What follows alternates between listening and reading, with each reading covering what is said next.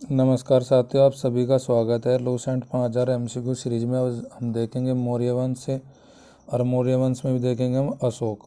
तो आज का पहला क्वेश्चन हमारा है, अशोक बिंदुसार की मृत्यु के समय कहाँ का राज्यपाल था। आपके पास ऑप्शन है कलिंग, वैशाली, अवंती, मगध। तो बिंदुसार की जो मृत्यु हुई थी वह मृत्यु कब हुई थी। सबसे पहले तो हमें ये देखना कि मृत्यु कब हुई थी। तो ये मृत्यु हमारी 273 ईसा पूर्व के आसपास हमारी किसकी मृत्यु हुई थी, बिंदुसार की। अब इसमें हमें पूछा है कि कहाँ पे राजपाल, कहाँ का राजपाल कौन, अशोक। कहाँ का था जी, हमारा था अवंतिका का। तो राइट ऑप्शन हमारा हो जाएगा क्वेश्चन फर्स्ट की ऑप्शन सी। अशोक मौर्य वंश का कौन सा शासक था, ये थर्ड शासक था। किसका उत्तराधिकारी था जी, बिंदुसार का। बिंदुसार किसका उत्तराधिकारी था जी, चंद्रगुप्त मौर्य का। और अशोक का अगर हम पूछे, अशोक का कौन था हमारा उत्तराधिकारी, वो आपको बताना है कमेंट में करके। नेक्स्ट क्वेश्चन हमारा क्वेश्चन नंबर 2, हमसे पूछा है कि अशोक का नाम अशोक किस लेख में नहीं मिलता। आपके पास ऑप्शन है मास्की, गुर्जरा, नेत्तूर, लोरिया, अरेराज। तो उसमें मास्की में भी इसका नाम अशोक दिया गया है, अशोक का। गुर्जरा में भी दे रखा है हमारा, नेत्तूर में भी दिया है, पर लेकिन लोरिया अरेराज में नहीं दिया गया। लोरिया अरेराज जो स्तंभ है ये किस राज्य में स्थित है हमारा, ये जी बिहार राज्य में स्थित है। और बिहार में भी कहाँ पे है जी, चंपारण, चंपारण जिले में स्थित है जी। और इस पे एक आकृति है जी, इस पे मोर की आकृति है। इस स्तंभ पर कौन सा है, मोर की आकृति, यानी कि मोर का चित्र बना हुआ है किस स्तंभ पर, अशोक के लोरिया अरेराज पर। क्वेश्चन नंबर अगला हमारा है, इसमें हमें क्वेश्चन में क्या पूछा है, अशोक ने अपने किस अभिलेख में स्वयं को मगध का राजा बताया है। किसने, अशोक ने। तो वो अभिलेख के लिए हमारे पास ऑप्शन है, पहला भ्राभू अभिलेख, मास्की, नेत्यूर अभिलेख, उडे गोलम। तो जो स्वयं को मगध का राजा बताया था अशोक ने, वो किस में बताया था अभिलेख में, भ्राभू में बताया था जी। तो राइट ऑप्शन हो जाएगी क्वेश्चन नंबर 3 के लिए फर्स्ट हो जाएगी हमारी। नेक्स्ट क्वेश्चन हमारा क्वेश्चन नंबर 4 में हमसे क्या पूछा है, अशोक को अशोकवर्धन कहा जाता है। 4 ऑप्शन हमारे पास है, उपनिषद में, पुराणों में, ऋग्वेद में, या बौद्ध साहित्य में। तो अशोक को अशोकवर्धन कहा जाता है जी पुराणों में। तो राइट ऑप्शन हमारी हो जाएगी क्वेश्चन नंबर 4 के लिए ऑप्शन बी। नेक्स्ट क्वेश्चन हमारा, कलिंग का युद्ध कब हुआ था। तो कलिंग का युद्ध हमारा हुआ था जी, पहले युद्ध की डेट बता देता हूँ आपको, 261 ईसा पूर्व में हुआ था जी, 261 ईसा पूर्व में। अशोक गद्दी पर कब बैठा था मगध की, 269 ईसा पूर्व में। तो यानी कि कहने का मीन्स हुआ कि अशोक के जो हमारा युद्ध हुआ था कलिंग का, अशोक की गद्दी पर बैठने से पहले हुआ था कि बाद में हुआ था। तो ये हमारा बाद में हुआ था कि ईसा पूर्व हमारी घटती ही चल रही थी। तो यानी कि 8 वर्ष पूर्व नहीं, ऑप्शन पहले हमारी गलत, 8 वर्ष बाद हुआ था। अभिषेक के वर्ष, राजाभिषेक के वर्ष नहीं था, ना ही राजाभिषेक के 10 वर्ष बाद। तो कलिंग का युद्ध 261 ईसा पूर्व में था। यह अवधि अशोक के राज्याभिषेक के कितने वर्ष बाद की है, ये 8 वर्ष बाद की है जी। नेक्स्ट क्वेश्चन हमारा क्वेश्चन नंबर 6, अशोक को बौद्ध धर्म की दीक्षा किसने दी। पहले ऑप्शन में भद्रबाहु, भद्रबाहु ने शिक्षा दी थी जी किसको, चंद्रगुप्त मौर्य को। चंद्रगुप्त मौर्य को किस धर्म की दी थी इन्होंने, चंद्रगुप्त मौर्य किस धर्म का जी, जैन धर्म का। जैन धर्म की शिक्षा भद्रबाहु ने दी थी। तो ये तो हमारा ऑप्शन कट जाएगी जी। अगले ऑप्शन हमारे स्थूलभद्र है, उपगुप्त है और विष्णुगुप्त है। तो यानी कि इसमें हमारे जो ऑप्शन बची 3, उनमें जो बौद्ध धर्म की जो दीक्षा दी थी अशोक को, वो दी थी जी उपगुप्त ने। तो राइट ऑप्शन हो जाएगा ऑप्शन सी।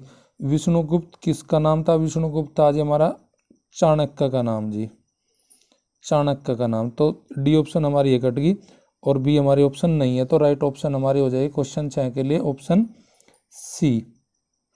क्वेश्चन नंबर 7 में हमसे पूछा है, अशोक ने किसके प्रवचन सुनकर बौद्ध धर्म अपनाया। यानी कि अशोक ने किसके प्रवचन सुने थे जिसके बाद उन्होंने बौद्ध धर्म स्वीकार कर लिया था। ऑप्शन आपके पास है निग्रोध, उपगुप्त, गौतम बुद्ध, सेनगुप्त। तो इसका राइट ऑप्शन हो जाएगा क्वेश्चन नंबर 7 के लिए। तो किसके प्रवचन सुन के बौद्ध धर्म अपना था अशोक ने? निग्रोध ने। निग्रोध के प्रवचन सुने थे, उसके बाद उन्होंने बौद्ध धर्म को अपना। अशोक प्रारंभ में किस धर्म का अनुयायी था? प्रारंभ में था जी ये ब्राह्मण धर्म का अनुयायी, ब्राह्मण धर्म का अनुयायी, पर लेकिन प्रवचन सुने थे निग्रोध के, उसके बाद उन्होंने बौद्ध धर्म को अपनाया। नेक्स्ट क्वेश्चन हमारा क्वेश्चन नंबर 8 में हमसे पूछा है कि अशोक के किस अभिलेख में स्वयं को बौद्ध धर्म का अनुयायी बताया? किस अभिलेख में? हमें अभिलेख का नाम बताना कि अशोक ने स्वयं को ये कहा कि मैं बौद्ध का धर्म का अनुयायी हूँ। आपके पास ऑप्शन है जी भ्राब्रू, मास्की, उडेगोलम, एरोरा। तो इसमें जो उसमें बताता स्वयं को आगे मैं बौद्ध धर्म का अनुयायी हूँ, तो यह घोषणा की थी जी एरोरा अभिलेख में। एरोरा अभिलेख जो है जी हमारा उत्तर प्रदेश के किस जिले में स्थित है जी? उत्तर प्रदेश के मिर्ज़ापुर जिले में स्थित है जी, ये हमारा मिर्ज़ापुर जिले में। तो हमारा राइट ऑप्शन हो जाएगा क्वेश्चन नंबर 8 के लिए option D. Next question number 9 में हमसे पूछा है कि अशोक के संबंध में नीचे दिए गए कथनों में से कौन सा कथन सत्य नहीं है, यानी कि सही नहीं है? राज्याभिषेक के 10वे वर्ष ये बोध गया में गया था, तो ये हमारी स्टेटमेंट ठीक है। बोध गया जब गया था वो राज्याभिषेक के 10वें वर्ष में गया था। राज्याभिषेक के 12वें वर्ष में निगाली सागर गया था। निगाली सागर जो पड़ता है ये हमारा नेपाल में पड़ता है, नेपाल में पड़ता है। ये भी हमारा राइट है स्टेटमेंट, जो हमारी ऑप्शन 2 में दिया गया है ये भी हमारी सत्य है कथन। राज्याभिषेक के 20वें वर्ष में कहाँ गया था जी? लुम्बिनी गया था। ये भी स्टेटमेंट हमारा सही है। तो इसमें कोई भी हमारा असत्य नहीं है, यानी कि सही नहीं है। तो सारे के सारे हमारे सही है। तो राइट ऑप्शन हमारी हो जाएगी क्वेश्चन नंबर 9 के लिए डी हो जाएगी जी। अगला क्वेश्चन देखते हैं क्वेश्चन नंबर 10 में हमसे पूछा गया है क्या कि अशोक के द्वारा आजीवक संप्रदाय के लिए बराबर की पहाड़ियाँ में 4 गुफाएं बनवाई गई थी। तो निम्न में से कौन सी गुफा उसमें शामिल नहीं है? तो आपके पास ऑप्शन है कर्ज थी हमारी 4 गुफाएं में से एक, चौपार भी थी जी, सुदाम भी थी, जो नहीं थी वह नहीं थी जी कौन सी जी? कृष्णा। कृष्ण कोई गुफा नहीं है। 3 गुफा ये है। चौथी गुफा जो हमारी है जी उसका नाम है जी विष झोपड़ी। विष झोपड़ी के नाम से जानते हैं हम किसको?